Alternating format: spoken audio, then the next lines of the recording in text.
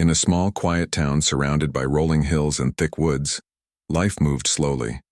The townspeople went about their routines, working at the local bakery, tending to their gardens, or chatting over cups of coffee at the only cafe in town.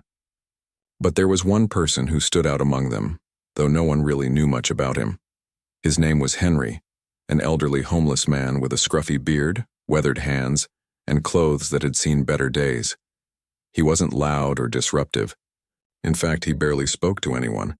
Yet, his presence was hard to ignore because of where he spent most of his time. Every single day, rain or shine, Henry visited the town cemetery. It wasn't just any visit either. He would walk through the old, creaky iron gates at dawn, his step steady despite the uneven ground. Once inside, he headed straight for a specific grave tucked away in the far corner of the cemetery. Tall oak trees loomed nearby, casting long shadows over the weathered tombstones. There, Henry would sit on the damp grass, sometimes for hours, as if he were having a silent conversation with whoever lay beneath the earth. At first, people didn't pay much attention to him. They assumed he was grieving for a loved one, a wife maybe, or a child.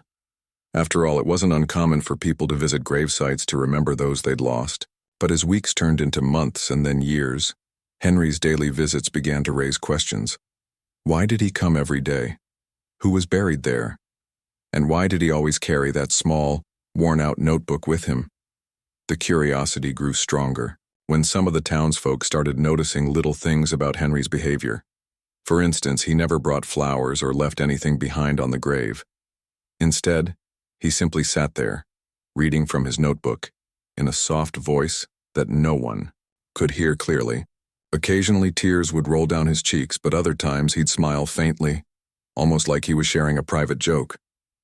Whatever he was doing, it seemed deeply personal, and yet strangely comforting. One woman, Clara, couldn't shake off her fascination with Henry. She was a kind-hearted volunteer at the local church, always eager to help those in need. Clara often passed by the cemetery on her way to deliver meals to the elderly, or pick up donations for the food pantry. Each time she saw Henry sitting by the same grave, something tugged at her heart.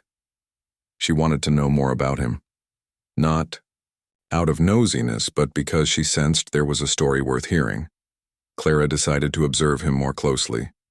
On her next trip to the cemetery, she brought along a pair of gardening gloves and a small trowel, pretending to tidy up the flower beds near the grave. From a distance, she watched Henry carefully. She noticed how he traced the letters on the headstone with trembling fingers before opening his notebook. She also saw how he closed his eyes for a moment, as if gathering strength before beginning to read aloud. Though she couldn't make out the words, his tone sounded both sorrowful and loving, as though he were speaking directly to someone who mattered more than anything else in the world. The headstone itself caught Clara's attention, too. It was simple, unadorned, with just a name carved into the stone: Emily Carter. Below the name were 2 dates, separated by only 24 short years. Clara felt a lump form in her throat. Whoever Emily was, she hadn't lived long. Was she Henry's daughter, a sister, or perhaps someone else entirely? The mystery deepened, and Clara found herself returning to the cemetery more frequently, determined to uncover the truth. One chilly morning, Clara decided to take a chance. Armed with a bouquet of wildflowers she'd picked along the roadside, she approached Henry cautiously. Her footsteps crunched softly against the gravel path, and when she finally reached him, she cleared her throat gently. "Hello," she said, her voice warm but hesitant. Henry looked up, startled. His eyes narrowed slightly, wary of this stranger intruding on his solitude. For a moment, neither of them spoke.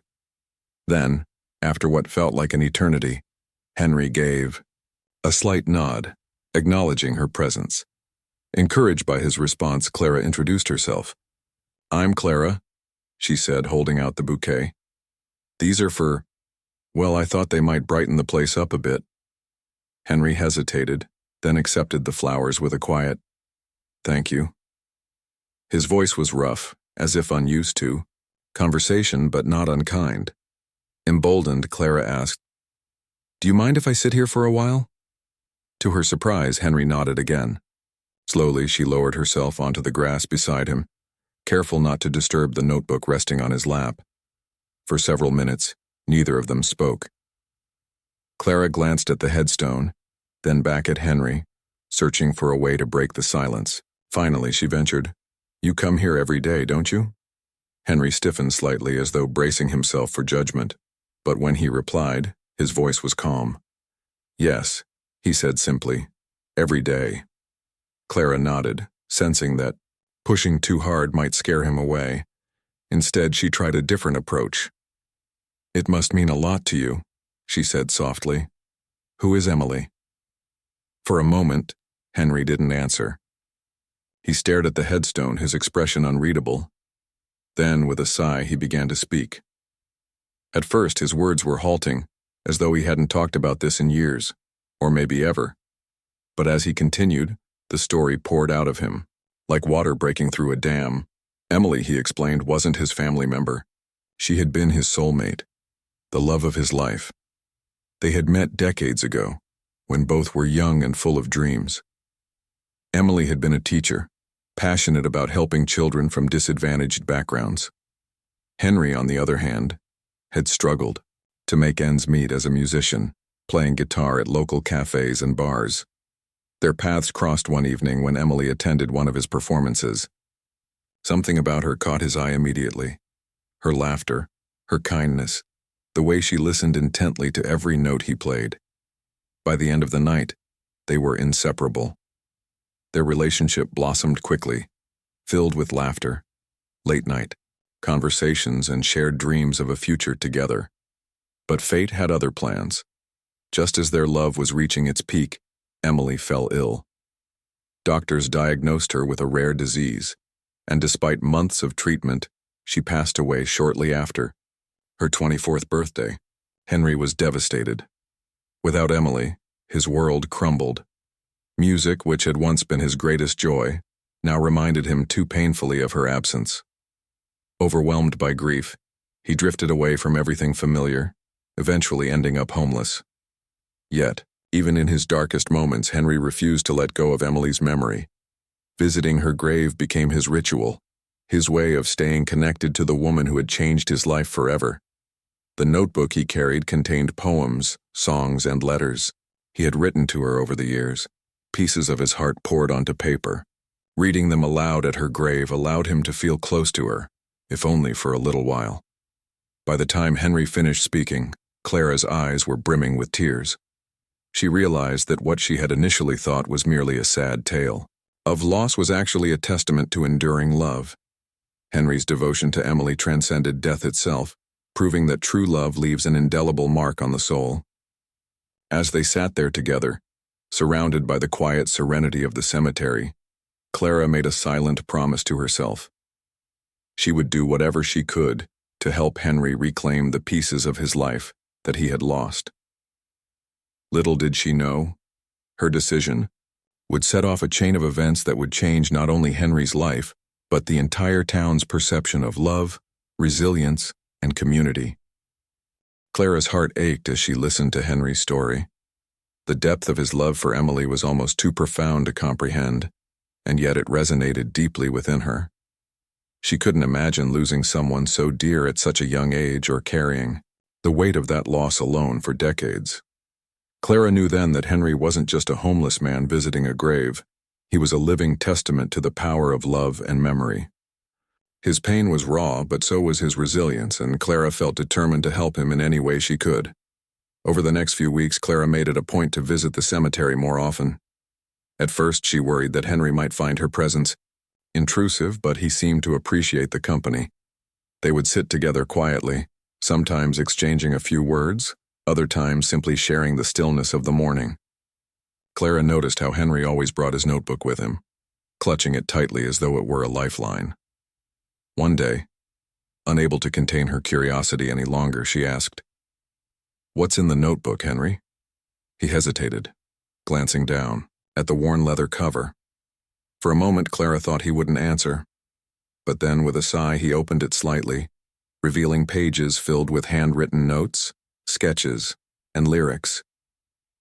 It's My way of talking to her, he said, softly. I write to Emily when I don't know what else to do. Clara's eyes widened as she realized the significance of the notebook. It wasn't just a collection of random thoughts, it was a sacred space where Henry kept Emily alive in his mind and heart. Each page was a thread connecting him to the woman he had loved and lost. Intrigued, Clara gently asked if she could read some of it. Henry stiffened, clearly uncomfortable with the idea. Sensing his unease, Clara quickly added, Only if you're okay with it, of course. I understand if it's private. To her surprise, after a long pause, Henry nodded. He handed her the notebook reluctantly, his fingers trembling slightly. Clara took it with care, as though handling something fragile. As she flipped through the pages, her breath caught in her throat. The entries were heartfelt and raw, each one capturing a different facet of Henry and Emily's relationship.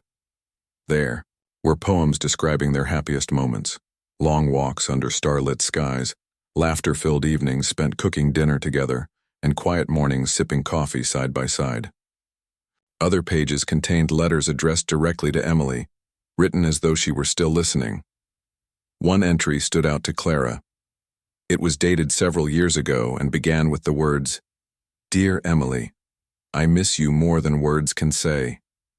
In it, Henry poured out his grief, confessing how hard it had been to keep going without her.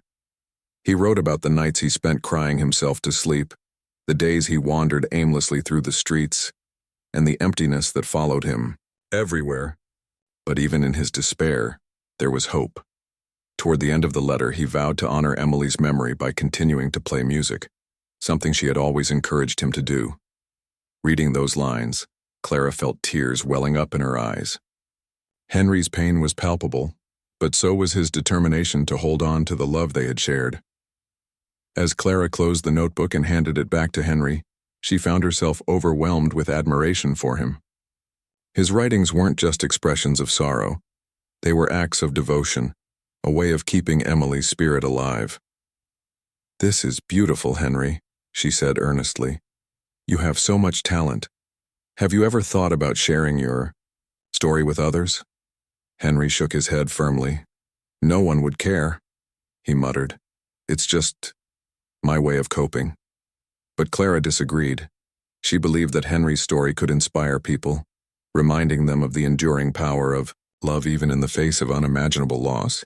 Over the next few days, she gently encouraged him to consider opening up to the community. At first, Henry resisted, fearing judgment or pity. But Clara persisted, assuring him that his story mattered and that people would want to hear it. Her persistence paid off when Henry finally agreed to let her share a small part of his journey, at least anonymously. Clara decided to start by organizing a small event at the church where she volunteered. She invited a few trusted friends and members of the congregation, explaining that she wanted to talk about the importance of love, remembrance, and healing. On the day of the event, Henry accompanied her nervously, unsure of what to expect. When it was time for Clara to speak, she introduced Henry briefly, emphasizing his courage and unwavering faith in love. Then she read aloud one of the poems from his notebook, her voice steady but filled with emotion. The room fell silent as she spoke, each word painting a vivid picture of Henry and Emily's bond.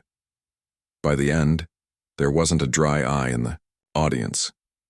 People approached Henry afterward, thanking him for sharing his story and expressing how deeply it had moved them. The response was overwhelming. Inspired by Henry's resilience, the townspeople rallied around him. Someone offered him a spare room in their home, giving him shelter for the first time in years. Others organized fundraisers to help him get back on his feet. Local musicians, touched by his dedication to music, invited him to perform at open mic nights, reigniting his passion for playing the guitar. Slowly but surely, Henry began to rebuild his life. Despite these newfound opportunities, Henry continued visiting Emily's grave every day. For him, it wasn't about clinging to the past. It was about honoring the person who had shaped his life. Sitting by her grave allowed him to reflect on everything they had shared and to remind himself of the promise he had made, to keep her memory alive through his music and actions. Word spread quickly about Henry's story, and soon people from neighboring towns started visiting the cemetery to pay their respects. Some left flowers or notes at Emily's grave, inspired by the couple's love. Others reached out to Clara, asking how they could contribute to helping Henry and others like him. What had begun as a simple act of kindness had blossomed into a movement of compassion and unity. One day, while tending to Emily's grave, Henry noticed something unusual, a wooden box partially buried beneath the soil. Curious, he dug it up carefully and opened it. Inside, he found a treasure trove of letters and photographs belonging to Emily. Her handwriting filled the pages, detailing her own feelings for Henry and her hopes for their future. In one particularly poignant note, she expressed her wish that he would continue playing music and spreading joy no matter what happened.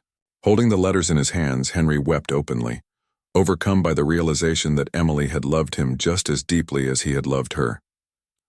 Clara helped Henry compile Emily's writings alongside his own into a book titled Eternal Echoes. The book became a bestseller, touching hearts far beyond the little town.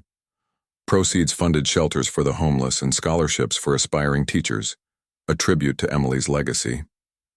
Though Henry eventually passed away peacefully years later, his story lived on.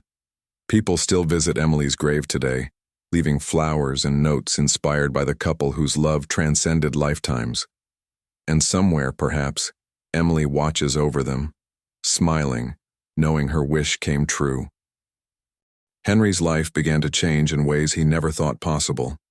The support from the townspeople wasn't just material, it was emotional, a lifeline that pulled him out of the depths of despair he had lived in for so long. For years, Henry had carried the weight of his grief alone, believing that no one would understand or care about his story. But now, surrounded by people who genuinely wanted to help, he started to feel a flicker of hope, a sense that maybe, just maybe, he could rebuild his life without forgetting Emily. The spare room offered to him by Mr. and Mrs. Thompson, an elderly couple who attended Clara's church, became his first real home in decades. It was small but cozy, with sunlight streaming through the window and a view of the garden where roses bloomed in vibrant shades of red and pink. At first, Henry felt out of place, unsure if he deserved such kindness. But the Thompsons welcomed him warmly, treating him like family. They encouraged him to join them for meals, asked about his day, and even listened patiently when he talked about Emily. Slowly, Henry began to relax, realizing that he didn't have to face the world alone anymore. Meanwhile, Clara continued to play a pivotal role in Henry's journey. She introduced him to local musicians who invited him to perform at open mic nights at the town cafe. At first, Henry hesitated. He hadn't played guitar in years, and the thought of performing in front of strangers terrified him. But Clara insisted, reminding him of the promise he had made to Emily, to keep playing music no matter what. "She believed in you, Henry," Clara said gently one evening. "Don't let her down." With trembling hands, Henry picked up his old guitar, which someone had repaired for him as a gift. He practiced quietly in his room, relearning chords and melodies that had once come naturally to him. On the night of his first performance, he stood nervously on the tiny stage, clutching the instrument tightly. The cafe was packed, not just with regular patrons but also with townsfolk who had heard about Henry's story and wanted to show their support. As he strummed the first notes of a song he had written for Emily, the room fell silent. His voice wavered at first, thick with emotion, but as he sang, something remarkable happened. The pain in his heart seemed to soften, replaced by a warmth that spread through him like sunlight breaking through clouds. By the end of the song, the audience erupted into applause, many wiping away tears. That performance marked the beginning of a new chapter for Henry. Encouraged by the positive response, he started writing songs again, songs inspired by Emily, songs about loss and love, and songs about finding light in the darkest moments. Each time he performed, he shared a piece of himself with the audience, and in return, they gave him their empathy and admiration. Music, which had once been a source of unbearable sadness, became his anchor once more, a way to connect with others and honor Emily's memory. As word of Henry's transformation spread, the community rallied around him even more. Fundraisers were organized to help him purchase new clothes, better instruments, and other necessities. A local artist painted a mural on the side of the cafe depicting Henry sitting by Emily's grave, his guitar resting on his lap. Beneath the mural were the words, "Love lives on." It became a symbol of hope for the entire town, a reminder that even in the face of loss, love has the power to heal and inspire. But perhaps the most profound discovery came during one of Henry's visits to Emily's grave. It was a crisp autumn morning, and the leaves crunched underfoot as he made his way to the familiar spot. As usual, he sat down on the grass, opened his notebook, and began reading aloud. But this time, something felt different. When he reached out to touch the headstone, his fingers brushed against something hard and unfamiliar buried beneath the soil. Curious, Henry dug carefully with his hands until he uncovered a small wooden box. His heart raced as he opened it. Inside were letters and photographs, treasures left behind by Emily herself. Her handwriting filled the pages, detailing her thoughts, dreams, and feelings for Henry.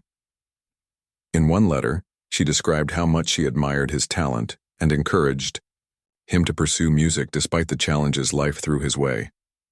Another entry expressed her deep love for him, calling him her soulmate and the brightest part of my life.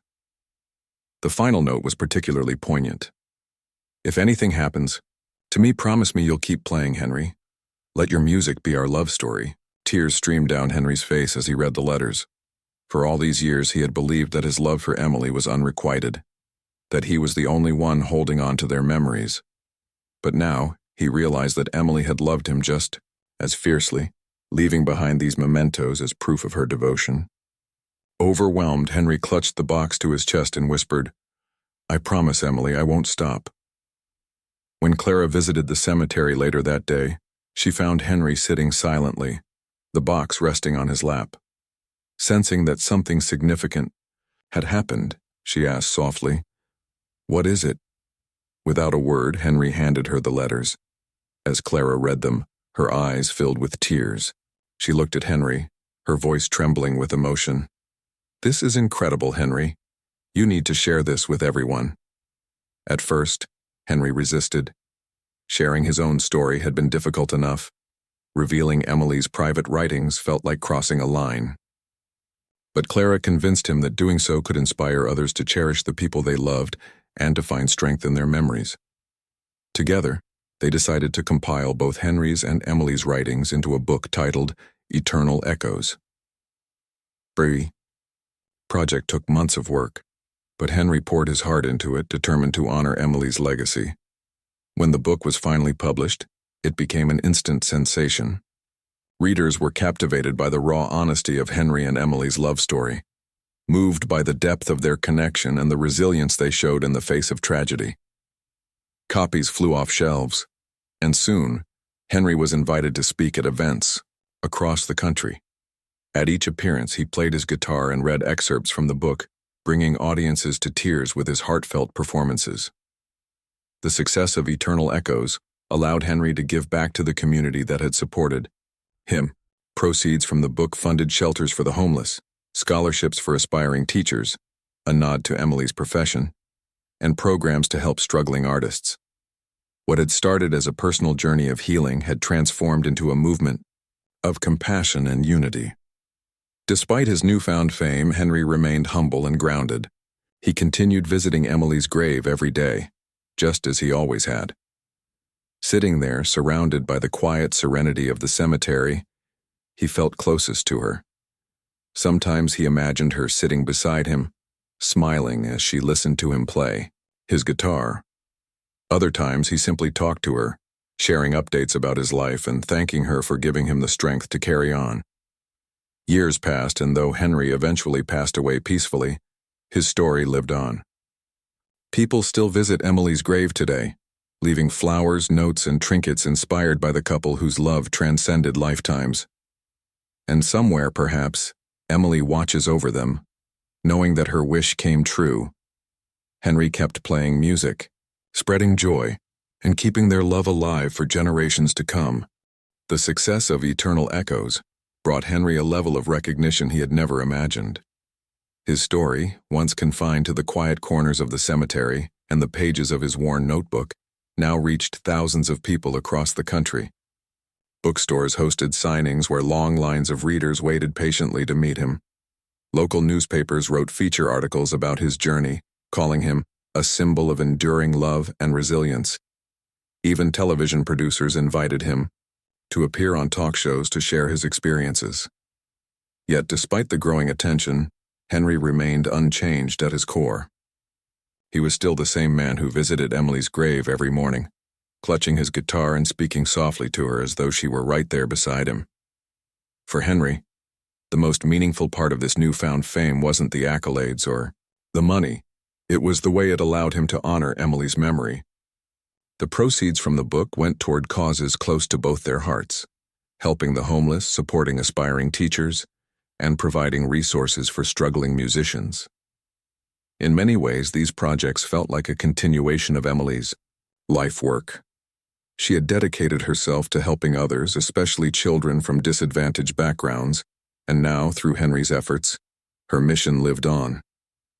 It gave him a profound sense of purpose, knowing that he was fulfilling not only his own promises but also hers.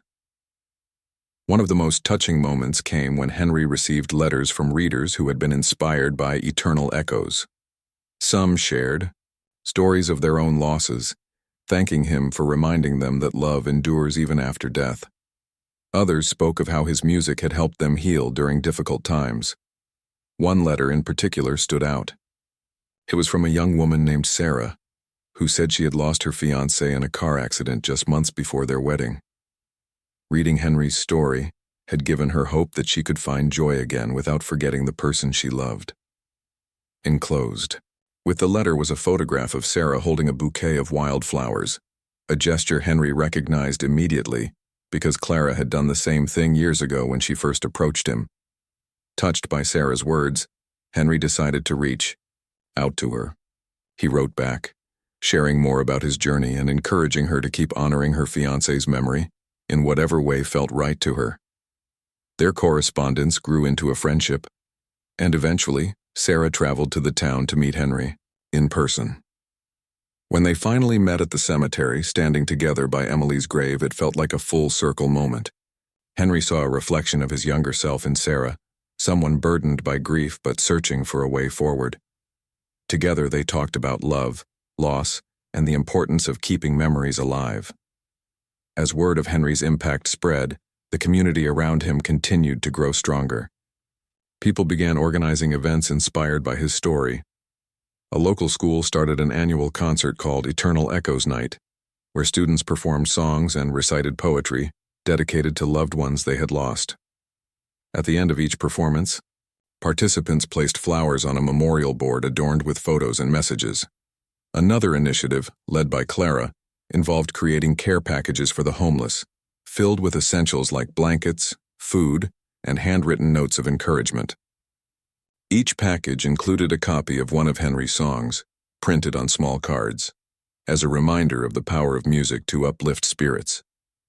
Despite all the positive changes happening around him, Henry never forgot the simplicity of his daily routine. Every morning, rain or shine, he walked to the cemetery and sat by Emily's grave. Sometimes he played his guitar, letting the melodies drift through the trees. Other times, he simply read from his notebook or shared updates about his life. On sunny days, he imagined Emily sitting beside him, laughing at the way the sunlight dappled the ground. On stormy days, he pictured her holding an umbrella over them both, shielding them from the rain. No matter the weather, being near her grave made him feel grounded, connected to the love that had shaped his entire existence. One chilly winter morning, as Henry approached the cemetery, he noticed something unusual. A group of townspeople had gathered near Emily's grave, holding candles and singing softly. As he drew closer, he realized they were performing one of his songs, a hauntingly beautiful ballad he had written shortly after Emily's death. When they finished, Clara stepped forward and handed him a framed certificate. It was a proclamation declaring the cemetery a place of remembrance and healing, officially named Emily's Garden. The crowd erupted into applause, and Henry stood there, overwhelmed by gratitude. That evening, as Henry sat alone in his room, he reflected on everything that had happened since Clara first approached him at the cemetery. He thought about the nights he had spent wandering the streets, feeling invisible and forgotten. He thought about the kindness of strangers who had opened their homes and hearts to him. And he thought about Emily, whose love had guided him through the darkest moments of his life. For so long he had believed that his story was one of tragedy, a tale of loss and loneliness. But now he saw it differently. It was a story of love, resilience, and connection. It was proof that even in the face of unimaginable pain, beauty could emerge if you held on tight enough to what mattered most. The following spring, Henry decided to take his message beyond the borders of the small town. With Clara's help, he embarked on a nationwide tour, visiting schools, shelters, and community centers to share his story and perform his music. At each stop, he encouraged people to embrace their own stories of love and loss, no matter how painful they might be. Grief is heavy, he often said during his talks, but it's also proof that we loved deeply. Don't be afraid to carry that weight, it's a gift. One of the highlights of the tour came when Henry returned to the cafe where he had performed his very first song after years of silence. This time, the room was packed, not just with locals, but with people from neighboring towns who had driven hours to hear him play.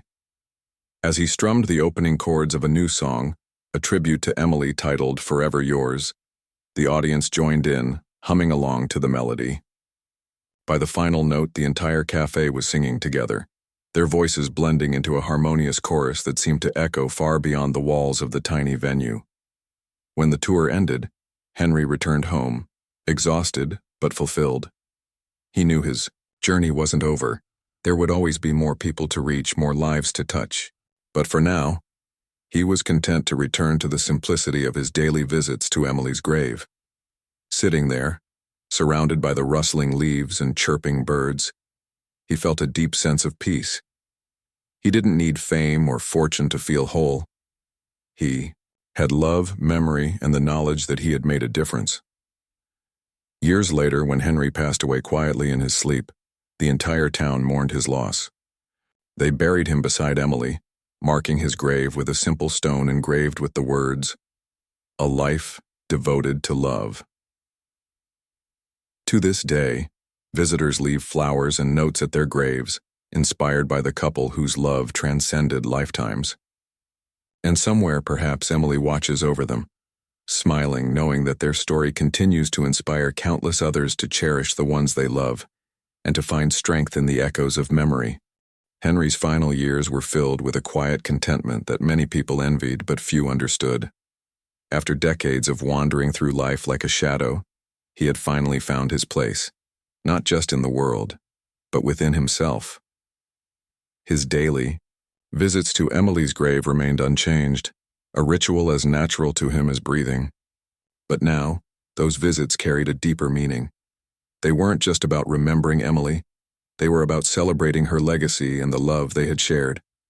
Each time he sat by her grave, Henry felt her presence around him, in the rustling leaves, the soft breeze, and even the distant chirping of birds. He often whispered jokes or shared snippets of his day, imagining her laughter mingling with the sounds of nature. Though Henry had become something of a local celebrity thanks to eternal echoes, he never let fame change him. He still wore simple clothes, ate modest meals, and greeted everyone with the same warmth and humility that had endeared him to the townspeople. What truly set him apart, however, was his ability to listen. Whether it was a grieving widow seeking comfort, a struggling musician looking for advice, or a child curious about his guitar, Henry gave each person his undivided attention. People marveled at how he could make anyone feel seen and valued, no matter who they were or where they came from. One spring afternoon, as Henry strolled through the cemetery carrying his guitar, he noticed a young boy sitting alone near Emily's grave.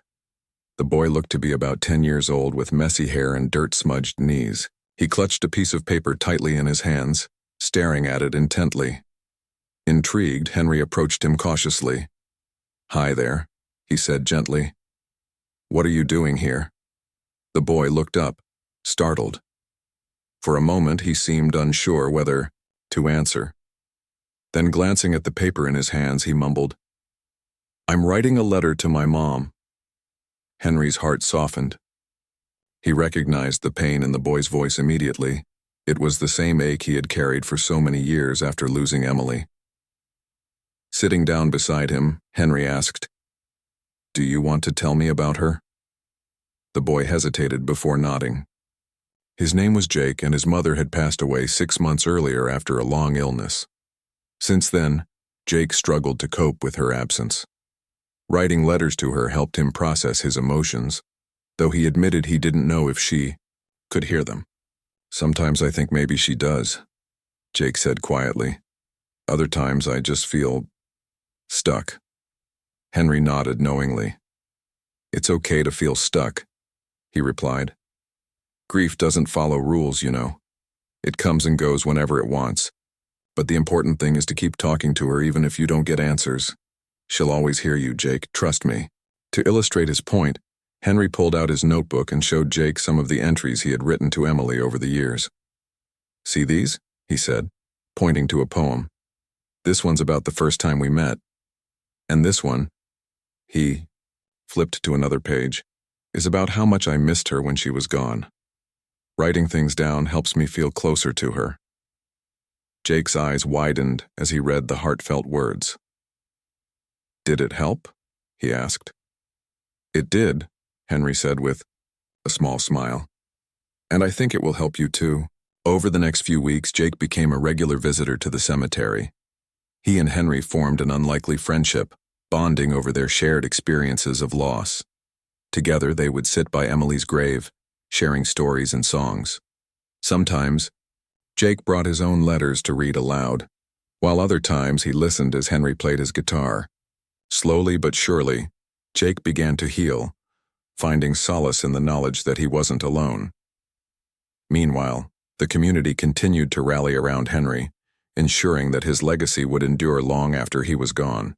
One of the most significant initiatives was the creation of the Emily Carter Scholarship Fund, which provided financial assistance to aspiring teachers. Every year, the scholarship committee received dozens of applications from students eager to follow in Emily's footsteps. Recipients were invited to attend a special ceremony held at the cemetery, where they placed flowers on her grave and promised to carry forward her mission of helping others. Another project close to Henry's heart was the renovation of the cemetery itself. Thanks to donations from across the country, the once neglected grounds were transformed into a serene sanctuary. New benches were installed beneath the shade of towering oak trees, creating cozy spots for reflection. A winding pathway lined with flower beds led visitors past beautifully restored headstones, including Emily's. At the entrance stood a plaque engraved with the words, "In loving memory of those who inspire us to live with compassion and courage." As Henry grew older, his health began to decline. Simple tasks like walking to the cemetery became increasingly difficult, yet he refused to give up his routine. On days when his strength failed him, Clara or one of the Thompsons would accompany him, offering support without taking away his independence. Even when he could barely walk, Henry insisted on sitting outside for a few minutes each morning, gazing toward Emily's grave from afar. Despite his frailty, Henry's spirit remained unbroken. He continued composing music, dictating lyrics to Clara whenever inspiration struck. One of his last compositions, titled "The Garden of Forever," captured the essence of his journey, a testament to enduring love, resilience, matter how fleeting our time may be, we leave behind ripples that touch countless lives. On a crisp autumn morning, Henry passed away peacefully in his sleep. News of his death spread quickly, leaving the entire town in mourning. People gathered at the cemetery to pay their respects, bringing flowers, candles, and handwritten notes. Many shared stories of how Henry had impacted their lives, from encouraging them to pursue their dreams to simply reminding them that they weren't alone in their grief. By the end of the day, Emily's grave, and soon to be Henry's, was surrounded by a sea of tributes, a vivid reminder of the love and connection he had fostered. At Henry's funeral, Clara delivered a heartfelt eulogy, recounting his transformation from a lonely homeless man to a beloved figure who inspired thousands. "Henry taught us that love isn't bound by time or space," she said, her voice trembling with emotion. "Even in death, it continues to shape us, guide us, and bring us together. That's his greatest gift to all of us." When the service ended, the townspeople stayed behind, unwilling to leave the place where Henry had spent so many years honoring Emily's memory. As the sun dipped below the horizon, casting golden light over the cemetery, someone began singing softly, one of Henry's songs. Others joined in, their voices blending into a harmonious tribute that seemed to echo endlessly through the trees. Weeks later, Henry was laid to rest beside Emily, their graves marked by matching stones engraved with simple yet profound messages. A life devoted to love. For Henry and forever in our hearts. For Emily. To this day, visitors leave flowers, notes, and trinkets at their graves, inspired by the couple whose love transcended lifetimes. And somewhere, perhaps, Emily watches over them, smiling knowing that their story continues to inspire countless others to cherish the ones they love, and to find strength in the echoes of memory. Henry's passing left a void in the small town, but it also solidified his legacy as a beacon of love, resilience, and community. The cemetery, now lovingly referred to as Emily's Garden, became more than just a place of remembrance. It transformed into a sanctuary where people from all walks of life came to reflect, heal, and find inspiration. Every morning, visitors would trickle in, some carrying flowers, others notebooks or guitars, each drawn by the story of Henry and Emily. Their graves, side by side, stood as a testament to a love that transcended time and death itself. The townspeople continued to honor Henry's memory in countless ways. The annual Eternal Echoes Night concert grew into a major event, drawing musicians, poets, and storytellers from across the country. Performers took turns sharing their art, dedicating songs and poems to loved ones they had lost. At the end of each performance, participants placed wildflowers on a memorial board adorned with photographs and handwritten notes. It was a tradition that began with Clara and Sarah, but quickly spread, becoming a symbol of unity and healing for everyone involved. One particularly moving moment during one of these concerts came when Jake, the young boy who had once sat alone, writing letters to his mother, stepped onto the stage. Now a teenager, he held his guitar nervously, glancing at the crowd gathered beneath the starlit sky. Taking a deep breath, he began to play a song he had written about his mom. His voice trembled at first, but as the melody filled the air, the audience fell silent, captivated by the raw emotion in his words. When he finished, the applause was thunderous, and tears streamed down many faces. Jake smiled shyly, knowing that his mom and Henry would have been proud. The impact of Henry's story extended far beyond the borders of the town. Schools across the region adopted programs inspired by his journey, encouraging students to express their emotions through music, poetry, and art. Teachers often read excerpts from Eternal Echoes in classrooms, sparking discussions about love, loss, and the importance of remembering those we've lost. A high school senior named Mia wrote an essay about how Henry's story had helped her cope with the sudden death of her best friend.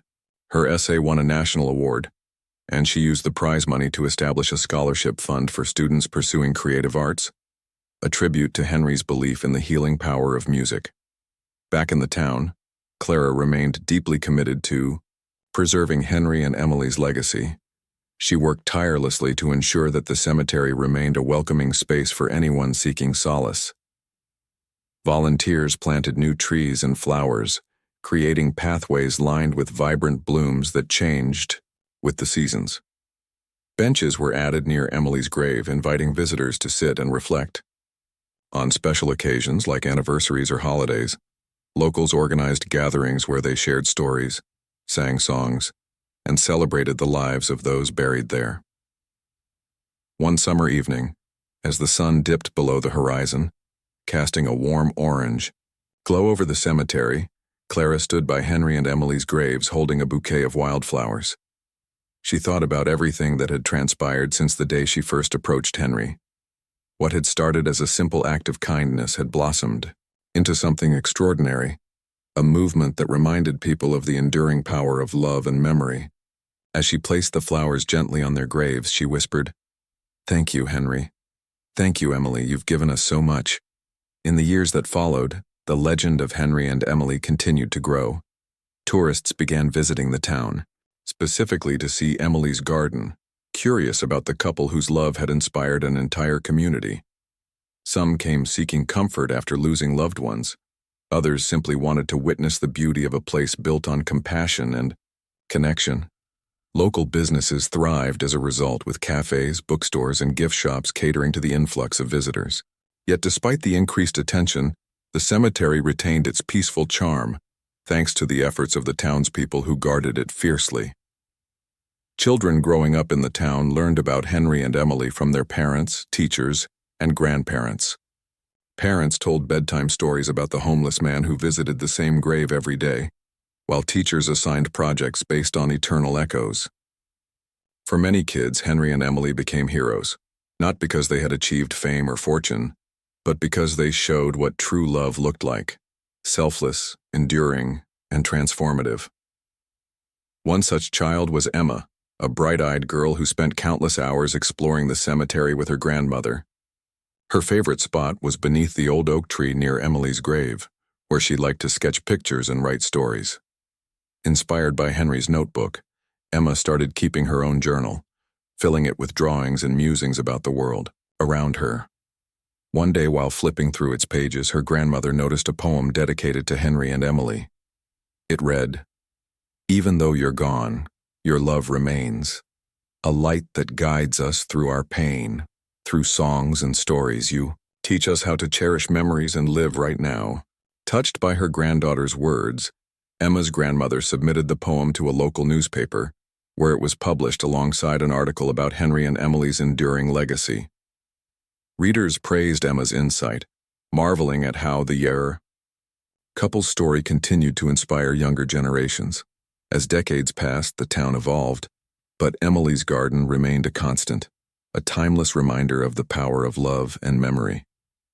Couples getting married often visited the cemetery to leave flowers at Henry and Emily's graves, vowing to honor their example of devotion. Families brought their children to learn about compassion and resilience. And strangers, drawn by curiosity or grief, found comfort in the knowledge that they weren't alone in their struggles. Somewhere, perhaps Emily watches over them, smiling knowing that her wish came true. Henry kept playing music, spreading joy, and keeping their love alive for generations to come. Together, they proved that love doesn't die. It lingers, echoing softly through the hearts of those who remember.